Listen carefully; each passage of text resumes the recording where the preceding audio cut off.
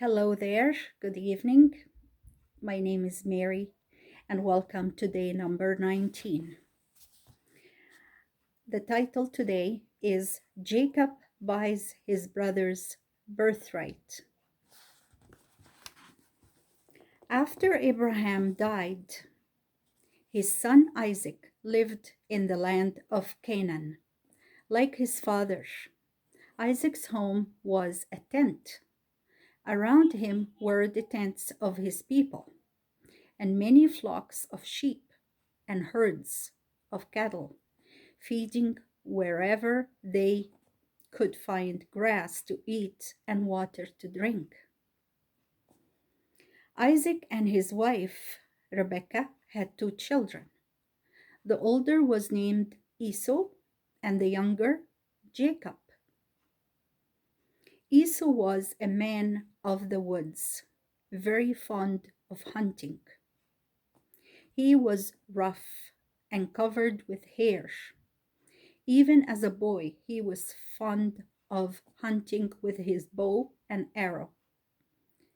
Jacob was quiet and thoughtful, staying at home and caring for the flocks of his father.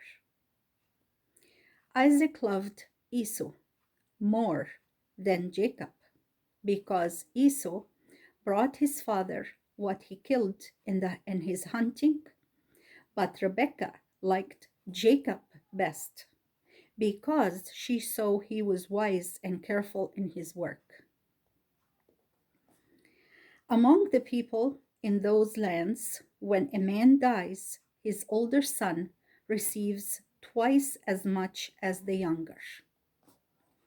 This was called his birthright, for it was his right as the oldest, so Esau, as the older, had a birthright to more of Isaac's possessions than Jacob.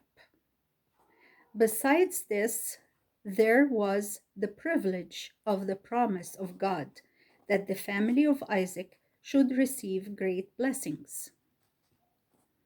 Now, Esau, when he grew up, did not care for his birthright or the blessing God had promised, but Jacob who was a wise man, wished greatly to have the birthright that would come to Esau when his father died.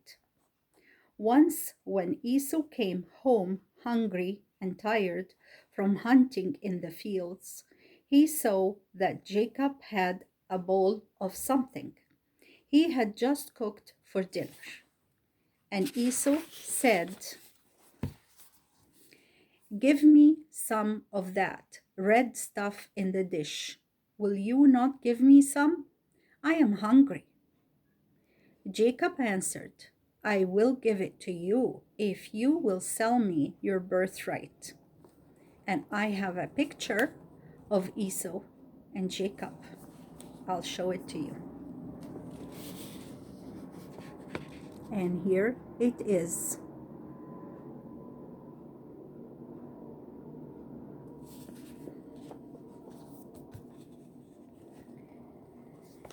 Esau said, "What is the use of the birthright to me now, when I am almost starving to death? You can have my birthright if you will give me something to eat." Then Esau made Jacob a solemn promise to give Jacob his birthright, all for a bowl of food. It was not right for Jacob to deal so selfishly with his brother, but it was very wrong of Esau to care so little for his birthright and God's blessing. Sometime after this, when Esau was 40 years old, he married two wives. Though this would be very wicked in our times, it was not supposed to be wrong then, for even good men then had more than one wife. But Esau's two wives were women from the people of Canaan, who worshipped idols and not the true God. And they taught their children to pray to idols.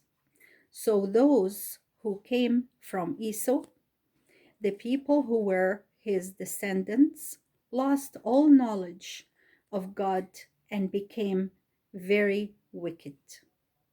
But this was long after that time. Isaac and Rebekah were very sorry to have their son Esau marry women who prayed to idols and not to God. But still, Isaac loved his active son Esau more than his quiet son Jacob. And that was the word of the Lord at the end of that chapter. Now we come to the discussion questions. And the first is, how were Esau and Jacob different? Number 2, why was a birthright important? Number 3, why do you think Esau didn't care about the birthright? Number 4, what did Esau do later? And the rest of the question number 4, the second part of it, it says, how do you think God felt about that? So I hope you'll be able to think about those questions and answer them. I'm also doing the same thing at home. I have a notebook and I am doing the same thing. After each chapter, I'm responding to all the questions and documenting it in my own notebook. So later on, it'll be a good reference for me to read the answers, and it'll be my summary for the whole Bible. How great is that? Okay, thank you again for being with me, and may you have a good day, and may God bless you all. Bye bye for now.